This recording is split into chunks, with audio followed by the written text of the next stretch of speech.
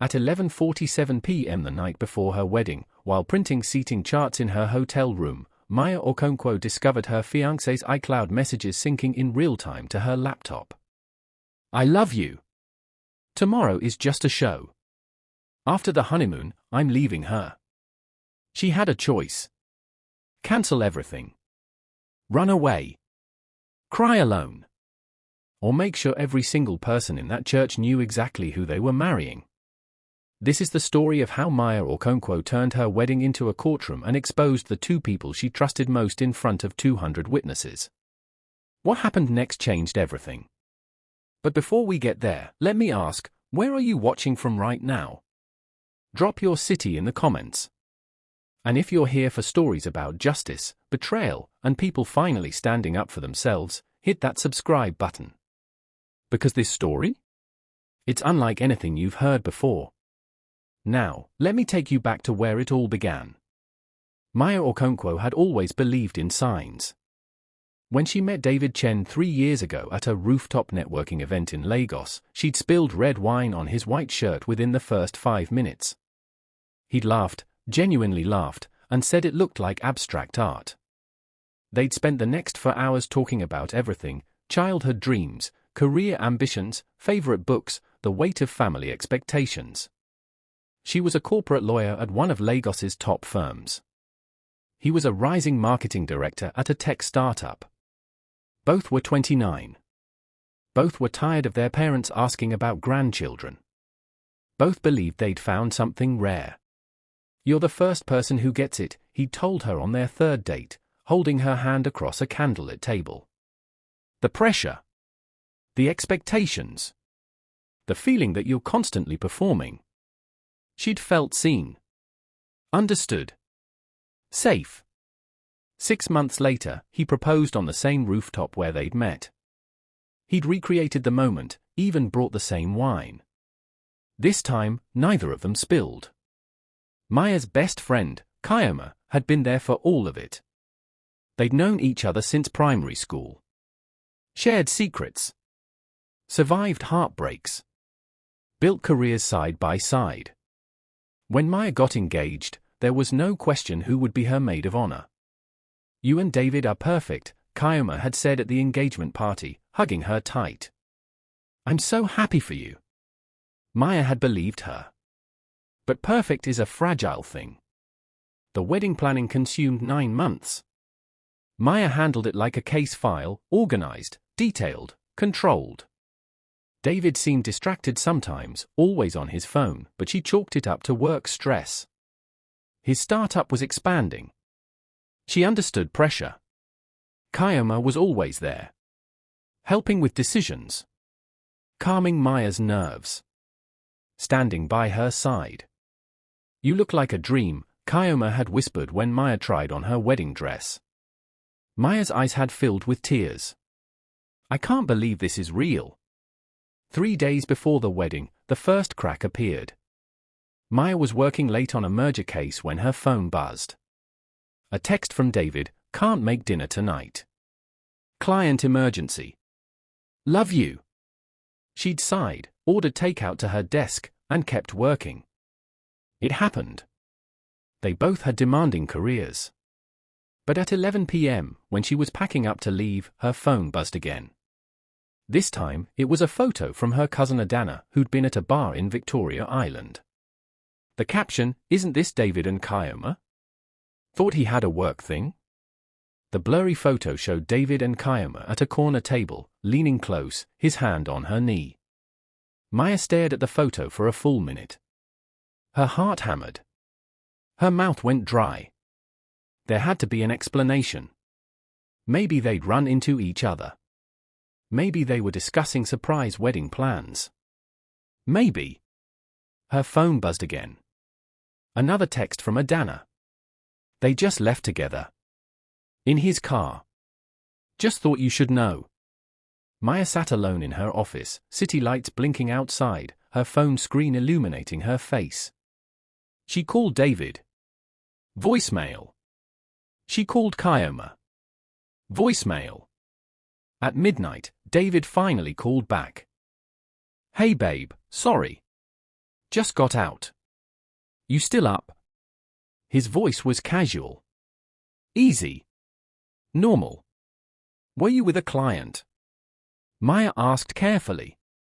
Yeah, nightmare negotiation. Finally wrapped. I'm exhausted. Where are you now? Heading home. Why? My cousin saw you. At a bar. With Kioma. Silence on the line. Long heavy. Oh. His voice shifted. Yeah, she was there. We ran into each other. Just had a drink to decompress. You know how stressful wedding stuff is. Didn't want to bother you with it. She wanted to believe him. She wanted it so badly. Okay, she said quietly. Okay. Everything all right? His tone was concerned now. Loving. You sound upset. I'm fine. Just tired. Get some rest, love. Big week ahead. I love you. I love you too. She hung up. Sat in silence. Stared at the photo on her phone. She told herself she was being paranoid. Weddings made people crazy. She'd seen it happen to friends. The stress. The pressure. The irrational fears. This was David. Her David.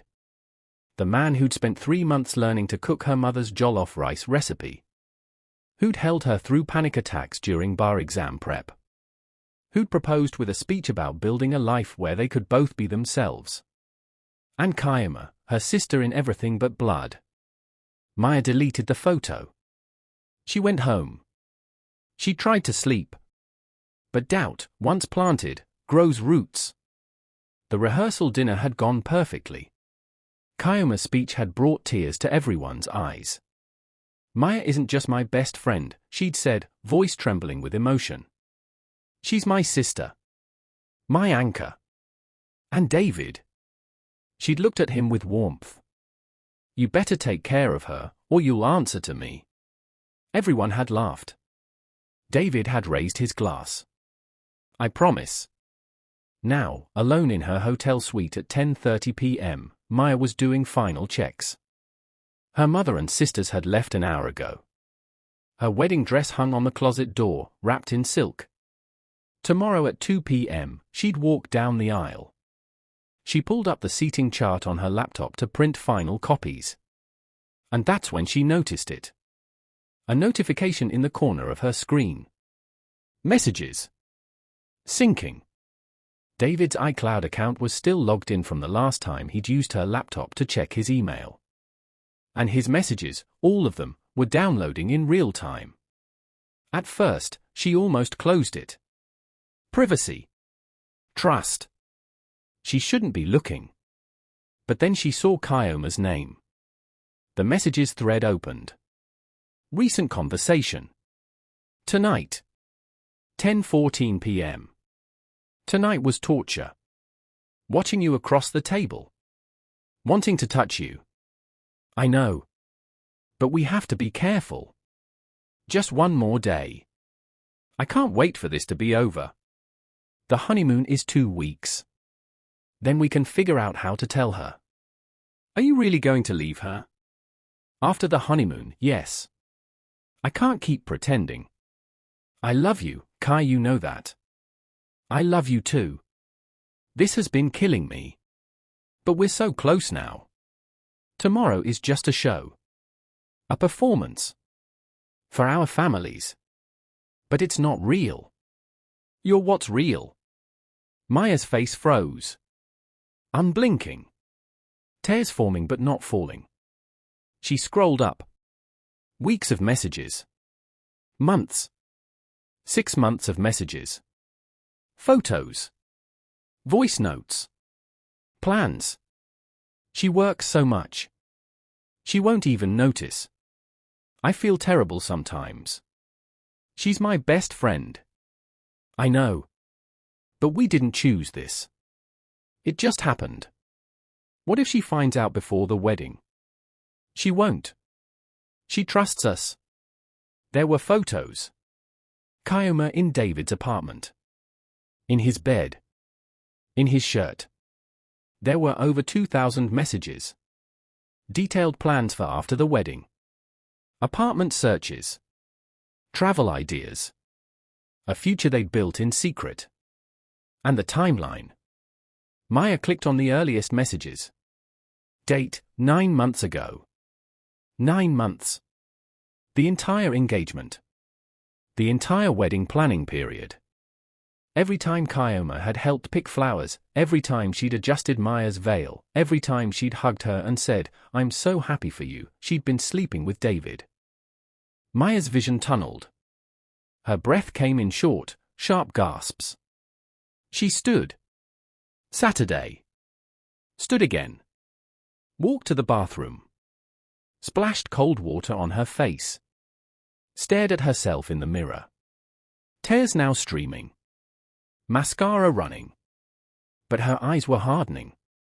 She could cancel. Call everyone. Refund the venue.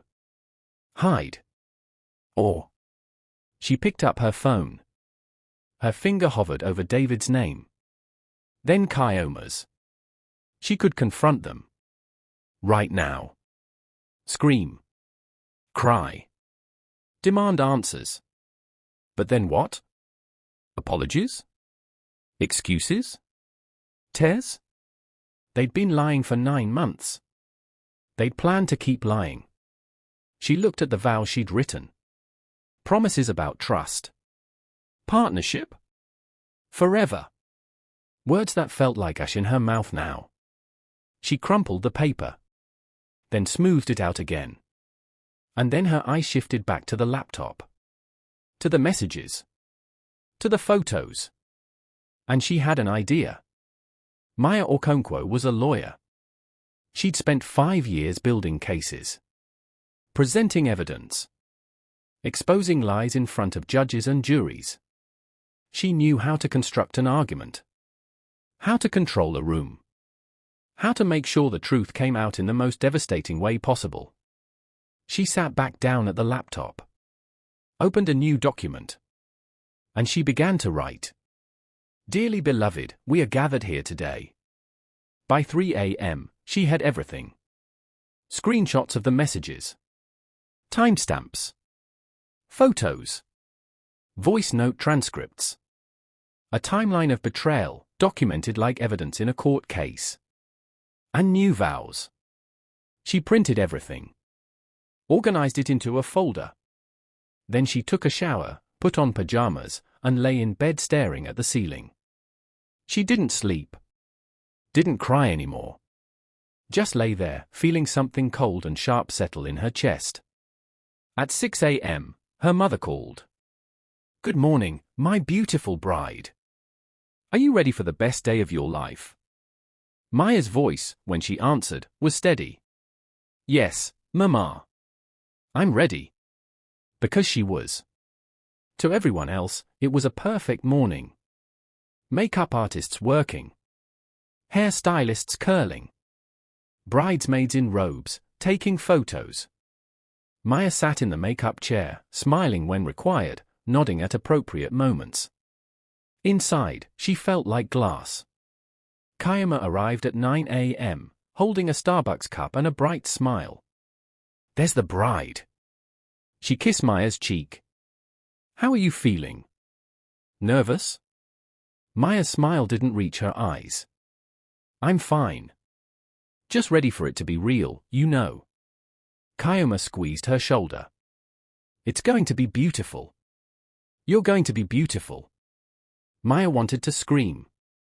To grab Kyoma by the shoulders and demand to know how she could stand there, playing the role of supportive best friend, knowing what she'd done. But she didn't. She smiled. Sipped champagne. Took photos. When she was fully dressed, her mother cried. My baby girl. You look like an angel. Her sisters fussed with her train. Her aunts took 1,000 photos. And Kyoma stood beside her, adjusting her veil, whispering, You're going to have the perfect day. At 1:30 p.m., the photographer gathered everyone for pre-ceremony photos. Maya smiled through all of them. Group shots with bridesmaids. Solo shots. Candid moments. She even took a photo with Kioma, best friends, arms around each other, both smiling. That photo would later go viral for all the wrong reasons. At 1:55 p.m., guests began filing into the church. 200 people. Family. Friends. Colleagues. David's parents. Maya's parents. Siblings. Cousins. Everyone they'd ever known. At 2 p.m. exactly, the groomsmen took their positions at the altar. David stood at the front, adjusting his tie, laughing with his best man. Relaxed. Happy. No idea what was coming. In the bridal suite, Maya stood alone for one last moment. Her mother and bridesmaids had already processed down the aisle. Kioma, as maid of honor, would walk last before Maya. A coordinator knocked softly. "We're ready for you, Miss Okonkwo." Maya took a deep breath. Smoothed her dress. Checked the small folder tucked discreetly into her bouquet. "Let's go." The doors opened. Everyone stood. Kioma began her walk down the aisle, smiling at guests, holding her bouquet. She reached the altar. Took her place. Looked back toward the door, waiting for Maya. And then Maya appeared. She looked like a vision. Her father stood beside her, tears in his eyes, ready to give her away. The music swelled. She began her walk. Every step felt like walking toward an execution. But not hers. She reached the altar. Her father kissed her cheek, placed her hand in David's. David whispered, "You look incredible." Maya didn't respond. Just stared at him. The officiant smiled warmly at the congregation. "Dearly beloved, we are gathered here today." Standard ceremony opening. Readings. Songs. Everything normal. For 20 minutes, it was a perfect wedding. Traditional vows. Ring exchange coming up. Everything according to plan. And then the officiant said the words that would change everything, and now, the bride and groom have prepared personal vows they'd like to share. "David, you may begin." David pulled out a folded paper. Cleared his throat.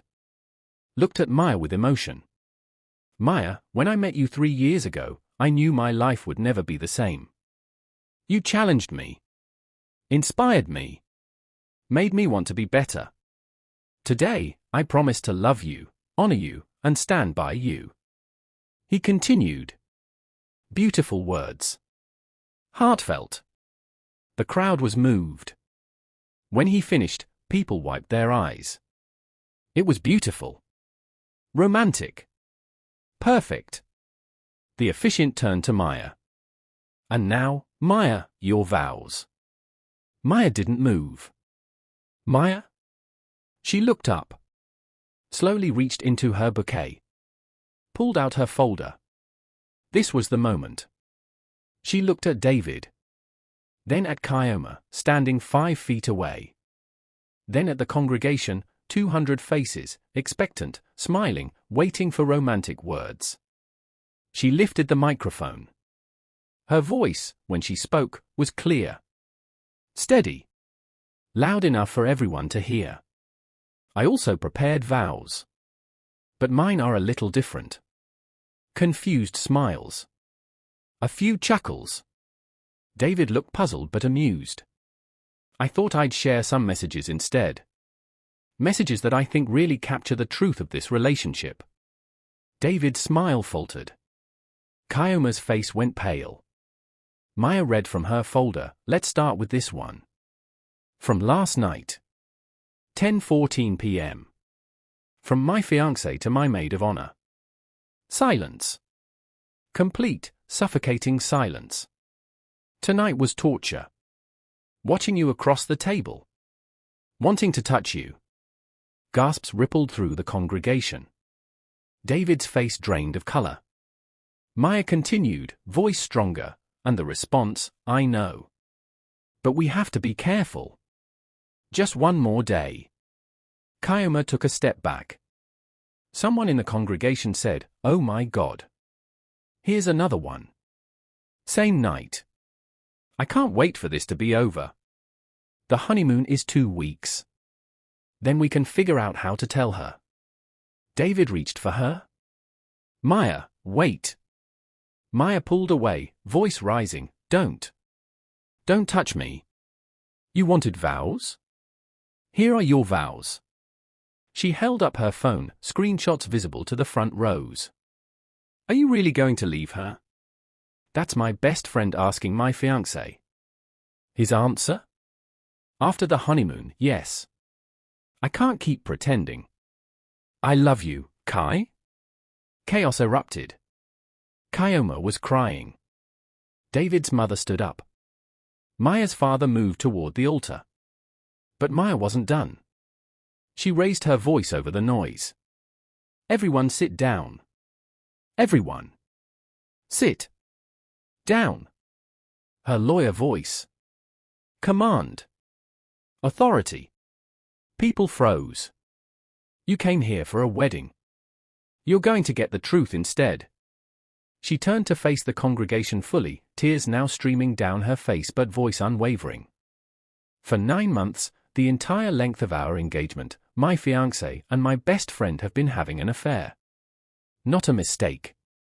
Not a one-time thing. A full relationship. With plans. With a future.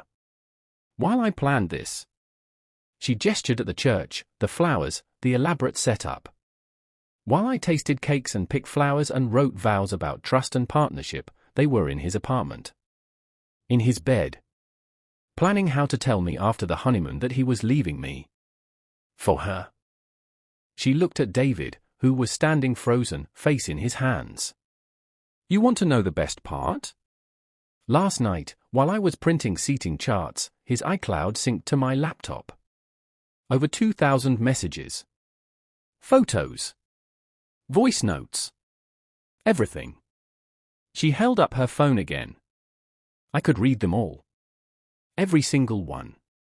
But I think you get the idea. She turned to Kyoma, who was sobbing, mascara running. You gave a speech last night about how I'm your sister. Your anchor. You promised to always be there for me. Her voice broke. How could you? Kyoma tried to speak. Maya, I'm so sorry. Sorry? You're sorry? You've been sleeping with my fiancé for 9 months. You helped me pick out this dress. You were in my room this morning, adjusting my veil, telling me this would be the perfect day. She ripped off her veil, threw it on the ground. Well, you were right. It is perfect. Because now everyone knows exactly who you are. Complete silence. No one moved. No one breathed. Maya turned to David one last time. You said tomorrow would be just a show. A performance. You were right. This was all a performance. But not the one you expected. She pulled off her engagement ring. Set it on the altar. The wedding is cancelled. Obviously. The reception is already paid for. You're all welcome to go eat and drink. Lord knows my parents paid enough for it. She laughed bitterly. As for these two. She looked at David and Kyoma.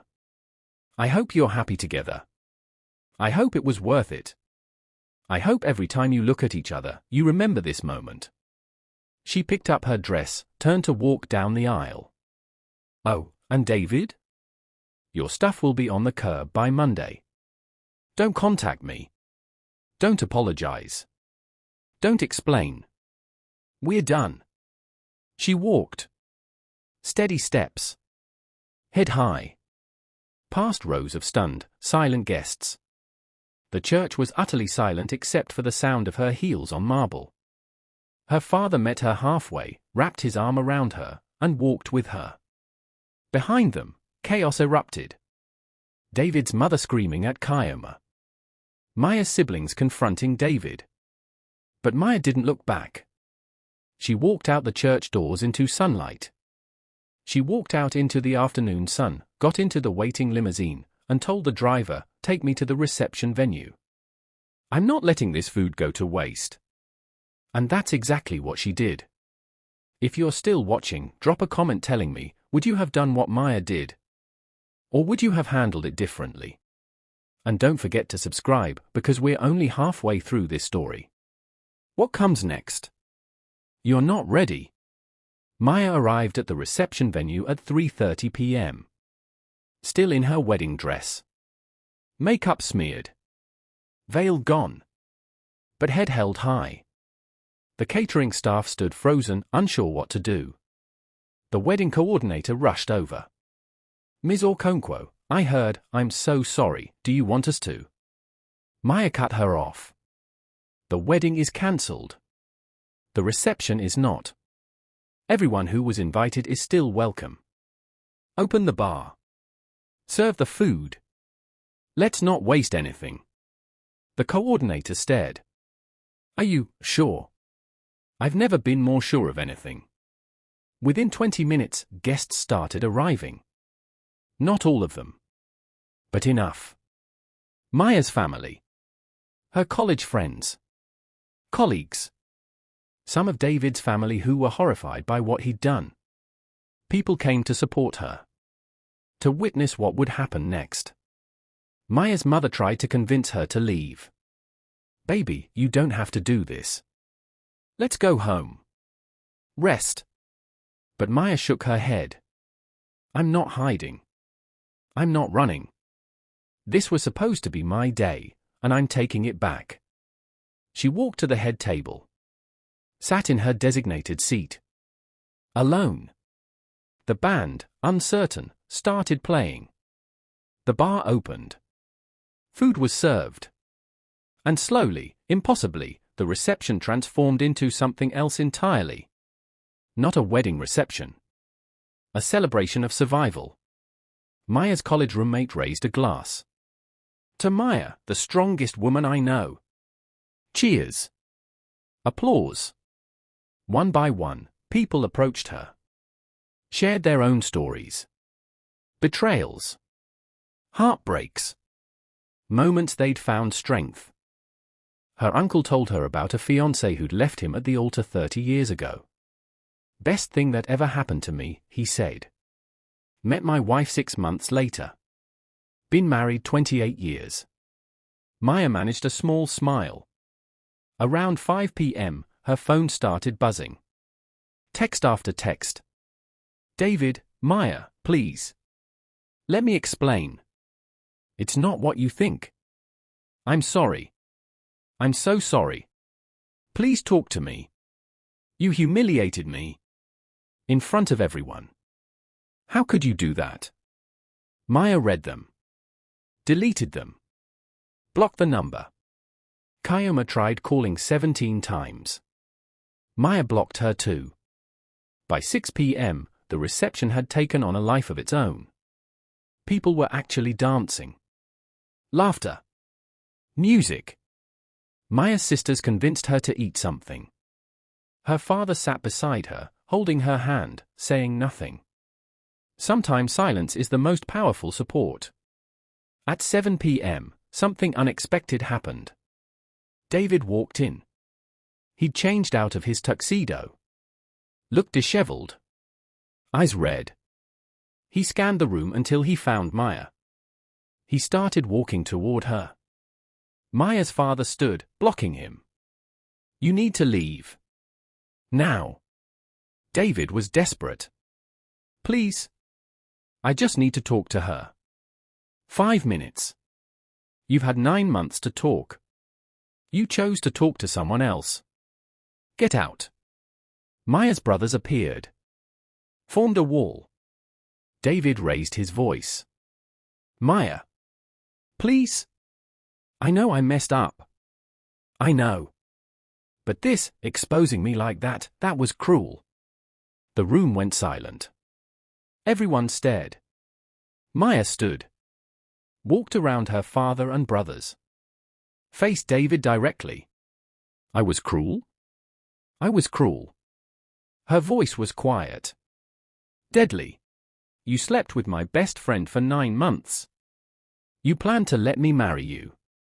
Take vows in front of God and everyone we know. Go on a honeymoon.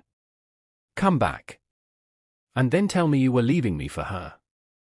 That's not cruel. That's not heartless. But me telling the truth, that's where you draw the line. David stammered. I didn't mean for it to happen. We didn't plan it. You didn't plan it? You have 2,000 messages planning your future together. You planned apartments, trips, a life. The only thing you didn't plan was getting caught. Maya, please. I love you. I do. I got confused. The pressure. The wedding. It was all moving so fast. Don't you dare. Maya's voice shook. Don't you dare make this about pressure or confusion. You made a choice. Every single day for 9 months, you made a choice. You chose to lie. You chose to betray me. You chose her. I want to fix this. We can go to counseling. We can? Fix this? Maya laughed, a harsh, broken sound. There's nothing to fix. You destroyed it. Both of you. And you know the worst part? You would have let me marry you. You would have watched me walk down that aisle, believing in us, believing in forever, and you would have smiled and said your vows and let me live a lie. David's eyes filled with tears. I'm sorry. I'm so sorry. So am I. I'm sorry I wasted 3 years on you. I'm sorry I introduced you to my family. I'm sorry I believed you when you said you loved me. But I'm not sorry for what I did today. You deserved that.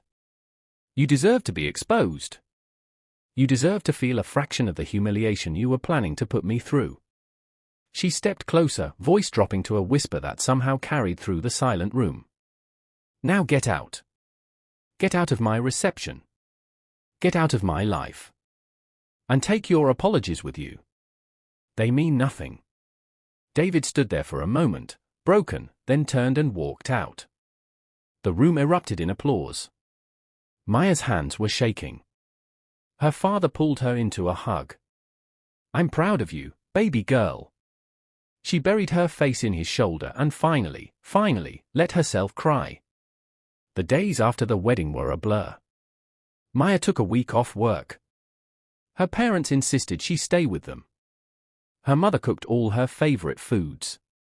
Her father sat with her in silence, just being present.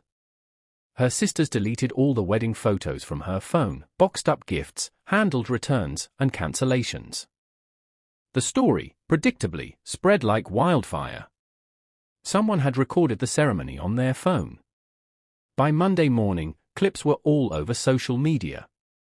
Bride exposes cheating fiancé and maid of honor at altar. Wedding revenge, woman reads affair texts as vows. This bride's response to betrayal will leave you speechless. Maya's phone wouldn't stop ringing. News outlets. Talk shows. Podcasts. Everyone wanted her story. She ignored them all. She wasn't interested in being famous for her heartbreak. But the support was overwhelming. Thousands of messages from strangers. Women who'd been through similar betrayals. Men who'd been cheated on. People sharing their own stories of survival. You're my hero. Thank you for showing us what strength looks like. I wish I'd had your courage. The messages that meant the most were from people who said her story had given them the strength to leave their own toxic relationships. I saw what you did and realized I didn't have to keep accepting lies. You inspired me to finally stand up for myself. David tried to reach her through mutual friends. Sent letters to her parents' house. Showed up at her office building, though security wouldn't let him up. Each attempt made her more certain she'd made the right choice. Kyoma tried too. A long email titled, "Please read this." Maya deleted it without opening it. Some betrayals don't deserve explanations. Some bridges need to burn completely. On the 8th day, Maya went back to work. Her colleagues had heard, of course. The whole world had heard. But they were respectful. No one asked for details. No one treated her like a victim. Her managing partner called her into his office. "If you need more time." "I don't. I need to work. I need normal." He nodded. "Then welcome back. And for what it's worth, I think you're incredibly brave. I think I was incredibly stupid for not seeing it sooner." "That's not stupid. That's trust. And trust is never stupid, even when it's betrayed." That night, alone in her own apartment for the first time since the wedding, Maya finally let herself process everything. She poured a glass of wine, sat on her couch, and cried. Not for David. Not for the relationship. But for the version of herself who'd believed in forever. For the innocence she'd lost. For the trust that had been shattered. She cried for the future she'd imagined, the children she'd dreamed of, the life they'd planned. All of it was gone. Not just postponed. Gone. And that loss deserved to be grieved. But somewhere in the crying, something shifted. She realized she wasn't just grieving what she'd lost. She was grieving what she'd almost stayed in. A marriage built on lies. A future with someone who didn't truly want her. A lifetime of wondering when he'd leave for someone else. She'd been saved from that. Yes, it was painful. Yes, it was humiliating. But it was better than the alternative. Better than discovering the affair 2 years into marriage. Better than finding out when they had children. Better than wasting more years on someone who didn't deserve them. She wiped her eyes. Poured another glass of wine. And started making a list. Not of revenge. Not of what IFS. But of who she wanted to be now. Who she could become without the weight of David's betrayal holding her down. She wanted to travel. She'd always put it off, saving vacation days for the wedding, the honeymoon. Now she could go anywhere. Do anything. She wanted to take up painting again, something she'd loved in university but abandoned when work got busy. She wanted to say yes to the things she'd said no to because of him. The list grew. Small things. Big things. Dreams she'd forgotten she had. By the time she finished, it was past midnight. She felt lighter somehow. Still hurt. Still healing. But lighter. 2 months after the wedding that wasn't, Maya was building a new life. She'd signed up for painting classes. Booked a solo trip to Morocco. Started saying yes to happy hours with colleagues she'd always been too busy for. She was learning to be herself again. Not David's fiancé. Not someone's future wife. Just Maya. She'd even started therapy. Not because she was broken, but because she wanted to understand how she'd missed the signs. How she'd let herself trust so completely. Her therapist told her those weren't weaknesses. They were strengths that had been taken advantage of. The ability to trust deeply is beautiful, she'd said. The fact that someone betrayed that trust says everything about them and nothing about you. Maya was starting to believe that. Then one Wednesday evening, her doorbell rang. She wasn't expecting anyone. Through the peephole, she saw a woman she didn't recognize. 30s. Professional clothing. Nervous expression. Maya opened the door cautiously. "Can I help you?" The woman's hands were shaking. "Are you Maya Okonkwo?" "Yes. I'm Jennifer. Jennifer Chen. David's sister." Maya's stomach dropped. "I don't think we have anything to." "Please." Jennifer's eyes were red. "I'm not here to defend him. I'm here to apologize." Maya stared at her for a long moment, then stepped aside. "Come in." They sat in Maya's living room. Jennifer twisted her hands in her lap. "I didn't know," she started. "About the affair. About any of it. I found out the same way everyone else did. At the wedding." I'm not sure what you want me to say. Nothing. I don't want you to say anything. I needed you to know that what he did doesn't represent our family. My parents are devastated. Ashamed. They've barely spoken to him since. And I? She took a shaky breath. I had to come tell you how sorry I am. For him. For all of it. You don't need to apologize for his choices. I know. But I do need to tell you what's happened since. Because you deserve to know. Jennifer pulled out her phone. Can I show you something? She pulled up a social media profile. Kyoma's profile. Maya's chest tightened, but she nodded. Jennifer scrolled to a post from 3 weeks ago. It was a long caption. Maya read in silence. I need to own my mistakes. 2 months ago, I betrayed my best friend in the worst way possible. I had an affair with her fiancé. I lied to her face. I helped her plan a wedding while destroying her life behind her back. I told myself it was love. That we couldn't help it. That it just happened. All lies. The truth is, I made a choice. Every day for 9 months, I chose to hurt someone who loved me. Someone who trusted me. Someone who deserved better. I destroyed a friendship that spanned 2 decades. I destroyed her faith in people. And for what? A relationship that fell apart the moment it was exposed. David and I broke up 3 days after the wedding. Turns out, relationships built on lies don't survive the truth. I'm not looking for forgiveness. I don't deserve it. I'm sharing this because I need to publicly own what I did. Maya, if you ever read this, I'm sorry. Those words feel hollow. Useless. But they're all I have. You deserved a better friend. You deserved honesty. You deserved loyalty. And I failed you in every possible way. I have to live with that. I hope you're healing. I hope you're happy. And I hope you never let what I did make you stop trusting people. Because the problem was never you. It was always me. Maya sat back. She didn't know how to feel. It wasn't closure, exactly. The betrayal still hurt. But something about seeing Kyoma publicly admit the truth, take responsibility, it shifted something. Jennifer spoke quietly. David's been a mess.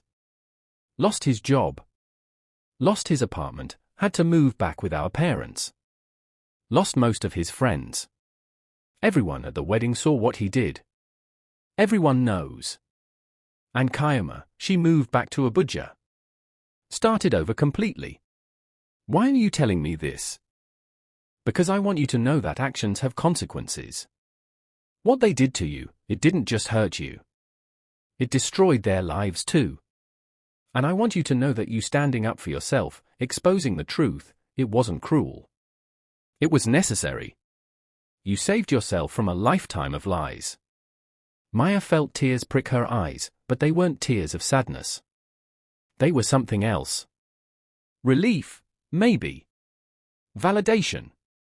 Thank you for coming, she said quietly. I appreciate you telling me. Jennifer stood to leave, then paused. One more thing. My mother wanted me to give you this. She pulled an envelope from her purse. It's a check. For the wedding expenses your family paid. She insisted. Said it was the least we could do. Maya looked at the envelope but didn't take it. Your parents don't owe me money. Please. It would mean a lot to them. To us. To know we did something, anything, to try to make this right. Maya finally took the envelope. Not because she needed the money, but because she understood the gesture. Sometimes people need to make amends, even for sins that aren't their own. After Jennifer left, Maya sat alone in her apartment. She thought about Kyoma's post. About David's fall from grace. About consequences and karma and justice. She'd wanted them to suffer. In those first days after the discovery, she'd wanted them to feel a fraction of the pain they'd caused her. And they had. But somehow, knowing that didn't feel as satisfying as she'd expected. It didn't heal the wound. It didn't erase the betrayal. It just was. She realized then that healing wasn't about revenge. It wasn't about them getting what they deserved. It was about her choosing herself. Every single day. Choosing to wake up. Choosing to keep going. Choosing to believe she was worthy of real love, real friendship, real loyalty. She picked up her phone and texted her therapist. I think I'm ready to start dating again. Not seriously. Not looking for anything. Just ready to remember that not everyone is like them. The response came quickly. That's beautiful, Maya. That's growth. I'm proud of you. Maya smiled. She was proud of herself too. For months after the wedding, Maya went to an art gallery opening. Her painting instructor's students were showcasing their work, and Maya had surprised herself by submitting a piece. It was abstract, chaotic, full of dark colors that gradually shifted to light. She'd called it breaking point. Everyone who saw it felt something.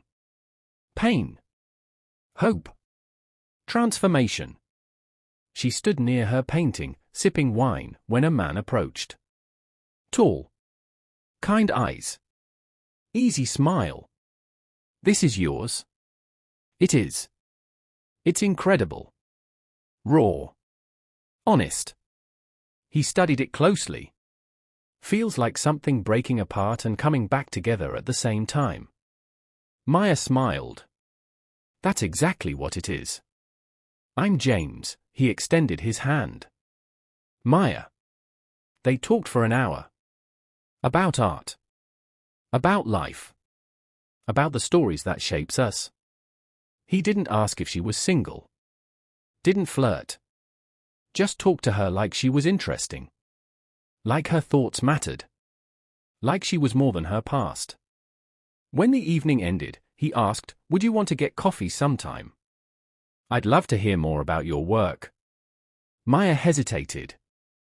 Not because she wasn't interested, but because she was checking herself.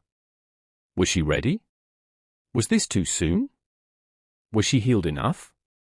Then she remembered something her therapist had said. You don't have to be completely healed to take small steps forward. Healing isn't linear. It's messy. And it happens while you're living. Coffee sounds nice, she said. James smiled. Saturday? There's a place in Ikoi with the best cappuccino. Saturday works. As she drove home that night, Maya felt something she hadn't felt in months. Hope. Not hope for James specifically. Not hope for romance or another relationship. But hope for herself. Hope that she could trust again. Hope that she could open up again. Hope that her story wasn't defined by betrayal but by survival. Saturday came. Coffee turned into lunch. Lunch turned into a walk along the beach. James was easy to talk to. He told her about his work as an architect, about designing spaces that made people feel safe. He told her about losing his mother to cancer 2 years ago, about learning to rebuild his life around the absence. You don't get over grief, he said, tossing a stone into the ocean. You just learn to carry it differently. That's how I feel about betrayal, Maya admitted. It was the first time she'd referenced what happened, even obliquely. James looked at her curiously but didn't push. Sounds like there's a story there. There is. Maybe I'll tell you someday. Just not today. Fair enough. We all get to decide when we're ready to share our stories. They met again the following week. And the week after that. Not dates, exactly. Just two people who enjoyed each other's company. No pressure. No expectations. No rush. One evening, 5 weeks after they'd met, they were at a quiet restaurant when James said, "Can I ask you something?" Sure. The wedding. The viral video. That was you, wasn't it? Maya's stomach dropped. She'd known this moment would come eventually. She'd just hoped for more time. Yes. James nodded slowly. I thought so. Wasn't sure. Didn't want to assume. Does it change things? Change what? How you see me. What you think of me. James leaned forward. Maya, I watched that video like everyone else. You know what I saw? A woman refusing to be a victim. A woman choosing truth over comfort. A woman with more courage than most people will ever have. He paused. It doesn't change how I see you. If anything, it makes me admire you more. Maya felt tears build but blinked them back. It was the worst day of my life. I believe that. But you survived it. You're here. You're painting. You're laughing. You're trying again. That's not just survival. That's victory. That night, for the first time since David, Maya let herself consider the possibility of something real. Not with James necessarily, though he was wonderful. But the possibility itself. The idea that she could trust again. Love again. Build again. 6 months after the wedding, Maya finally ran into Kyoma. It was inevitable in Lagos. Despite Kyoma moving to Abuja, she'd come back for a mutual friend's birthday party. Maya almost didn't go when she heard Kyoma would be there. But her therapist encouraged her. You can't spend your life avoiding her. That gives her too much power. Go. Be yourself. Let her sit with her discomfort. So Maya went. She wore a stunning dress, did her makeup, walked in with her head high. And there was Kyoma. Thinner. Tired-looking. No longer the confident, radiant woman who'd stood beside her at the altar. Their eyes met across the room. Kyoma froze. Then slowly, carefully, walked over. Maya. Kyoma. Can we talk? Please? Just 5 minutes. Maya considered saying no. Walking away. Making a scene. But she'd learned something in therapy. Confrontation isn't always about the other person. Sometimes it's about giving yourself the closure you deserve. 5 minutes. They stepped out onto the balcony. Lagos stretched out below them, lights twinkling, life continuing. Kyoma spoke first. I know you saw my post. I did. Did it mean anything? Did it help at all? It validated what I already knew. That what you did was a choice. That's it. Kyoma nodded, tears already forming. I've been in therapy. Trying to understand how I could do that to you. To us. To our friendship. And what did you learn? That I was selfish. Insecure. That I'd always been a little jealous of you, your confidence, your success, and when David showed interest, it felt like winning something. Like taking something that was yours made me more valuable.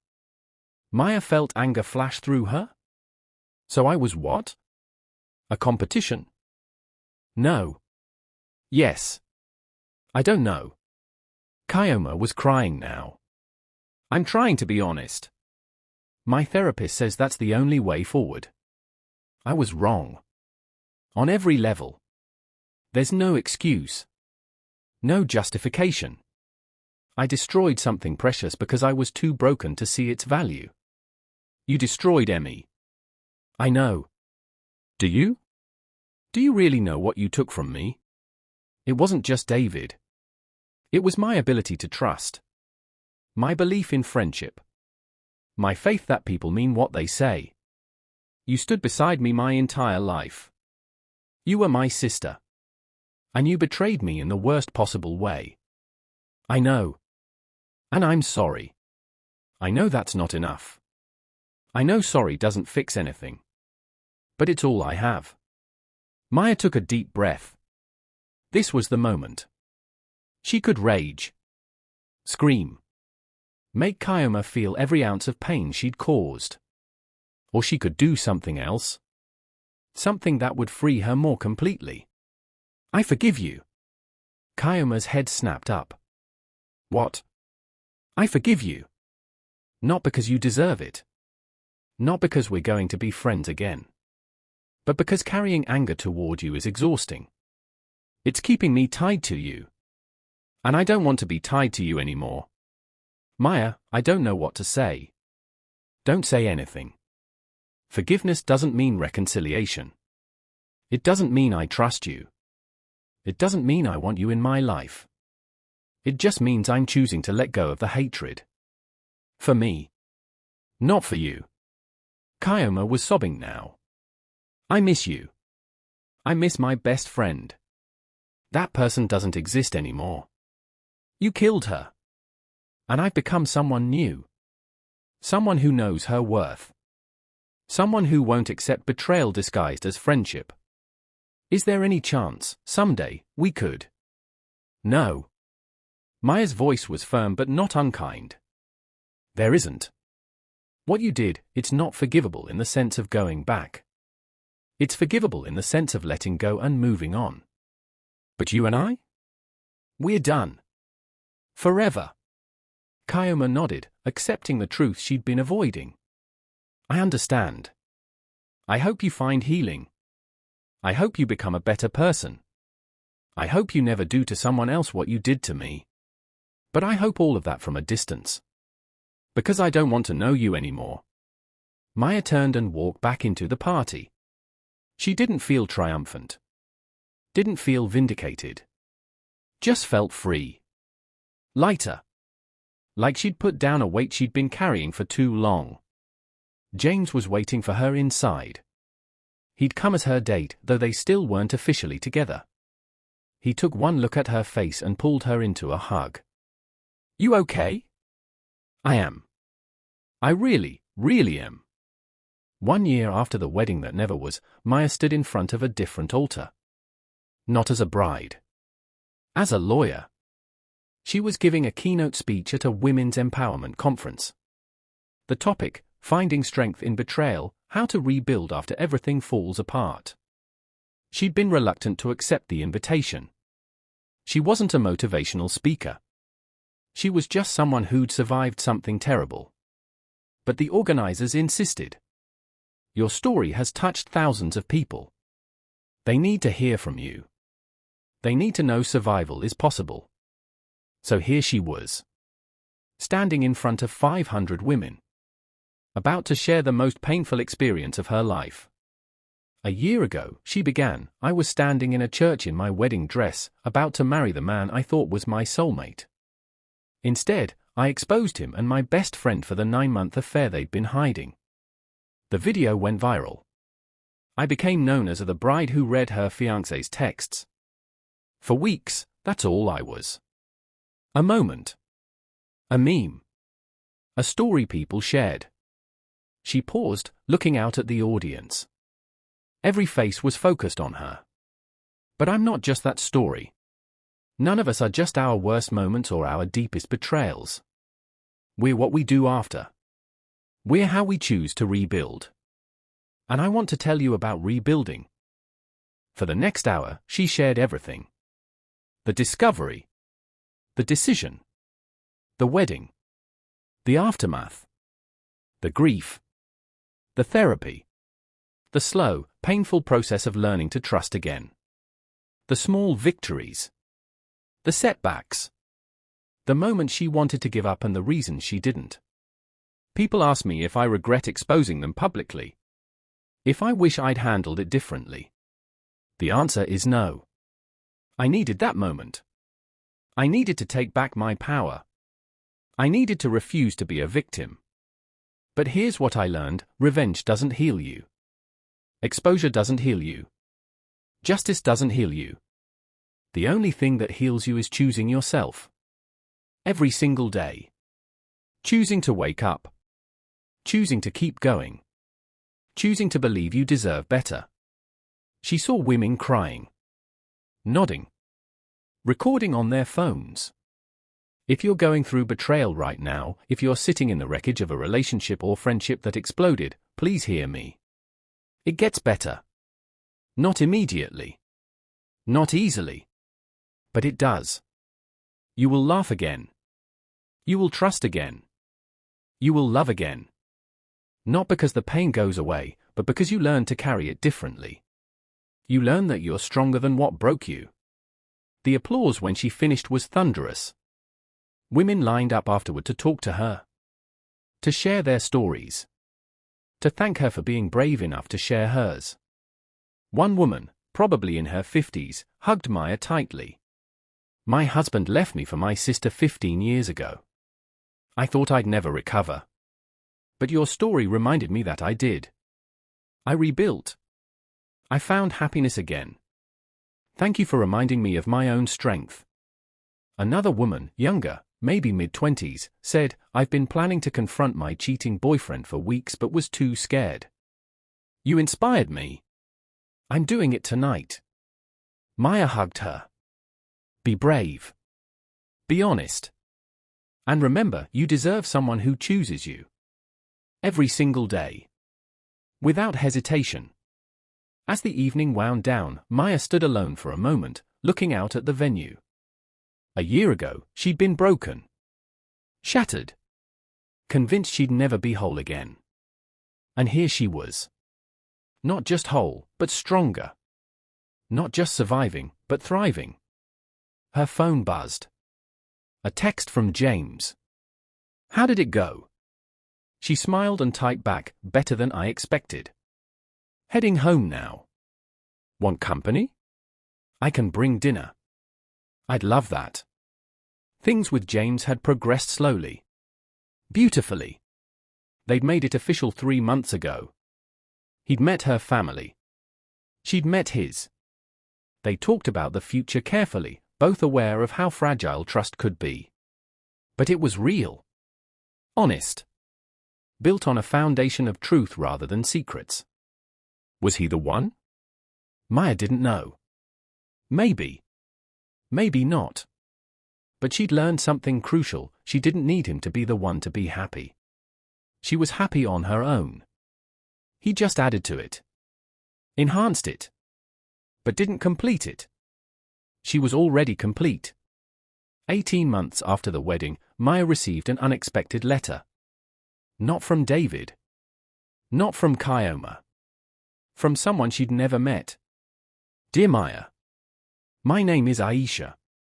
You don't know me, but I need to thank you.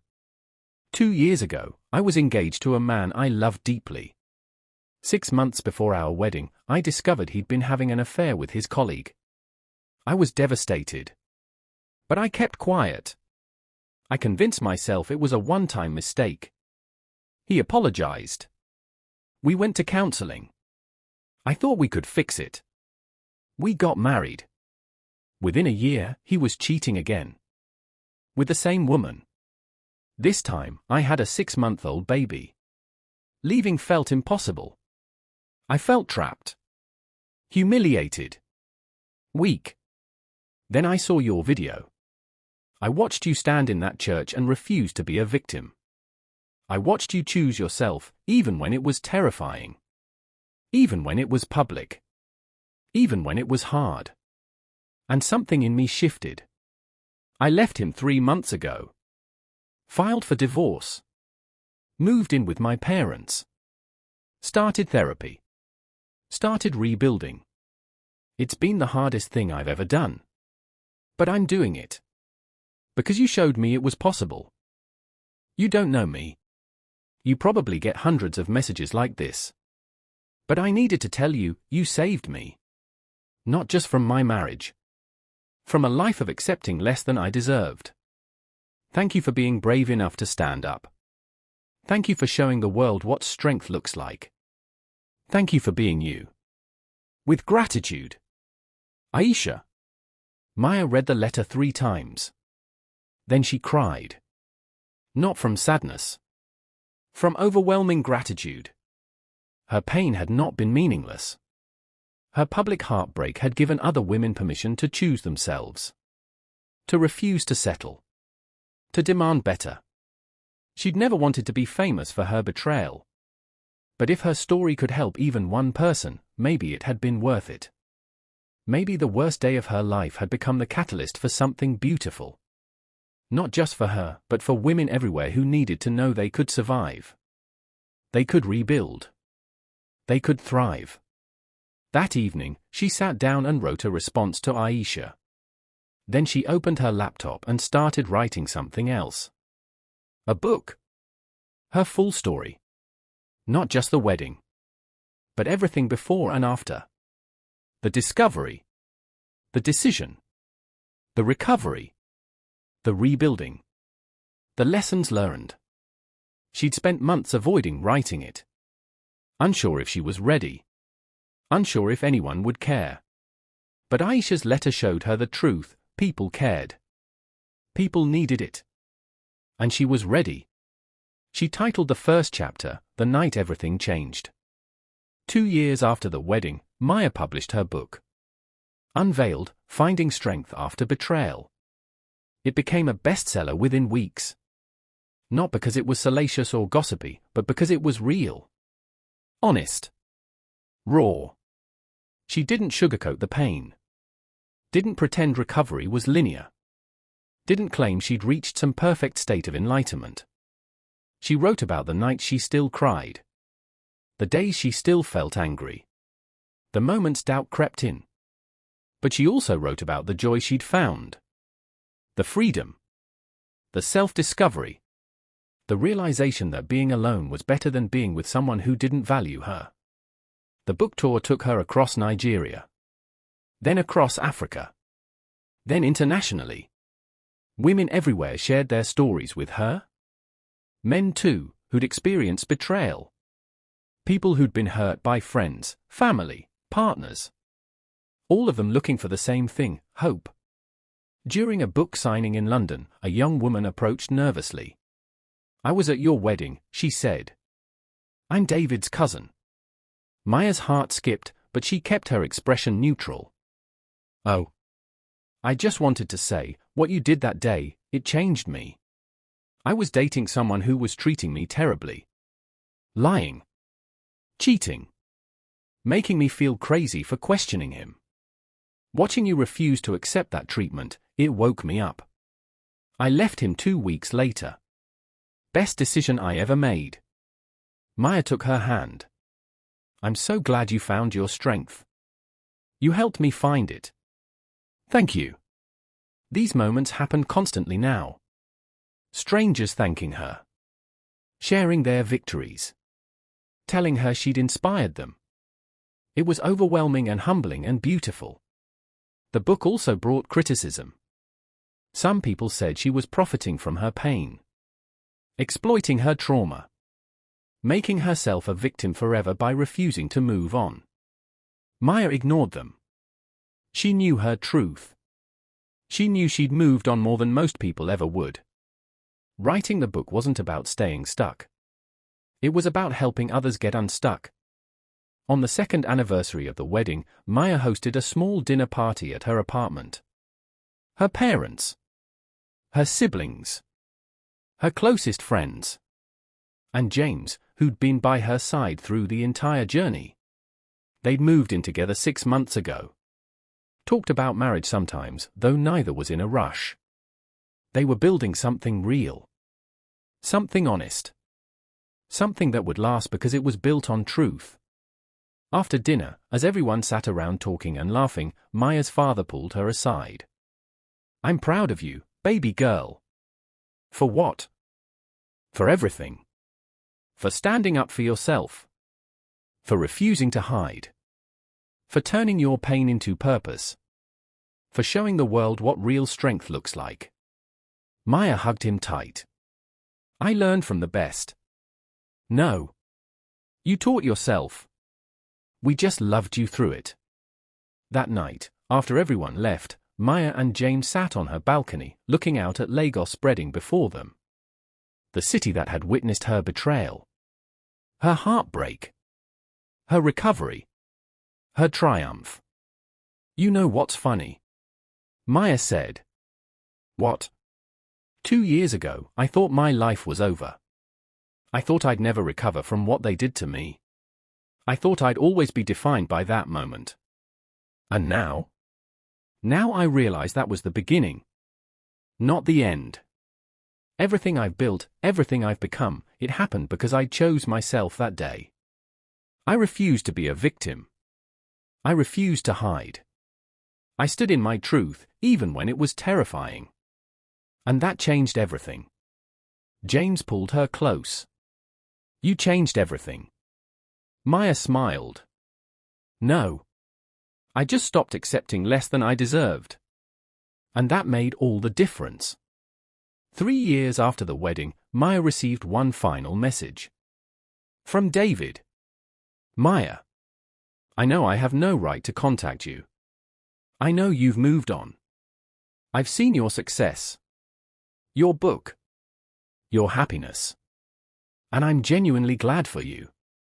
I'm not writing to ask for forgiveness. I don't deserve it. I'm not writing to explain or justify. There is no justification. I'm writing because I've finally done the work to understand what I did to you. The therapy. The accountability. The painful process of facing who I was. I was a coward. I was selfish. I convinced myself that my feelings justified hurting you. That somehow, falling for Kayama made the betrayal less terrible. It didn't. If anything, it made it worse. You deserved honesty. You deserved respect.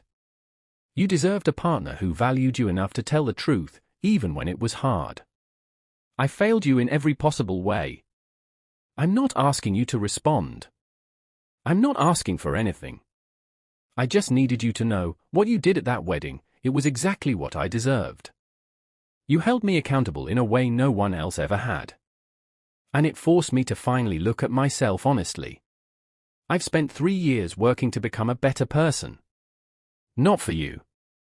Not to win you back. But because I never want to be that person again. The person who could hurt someone they claim to love. I hope you're happy.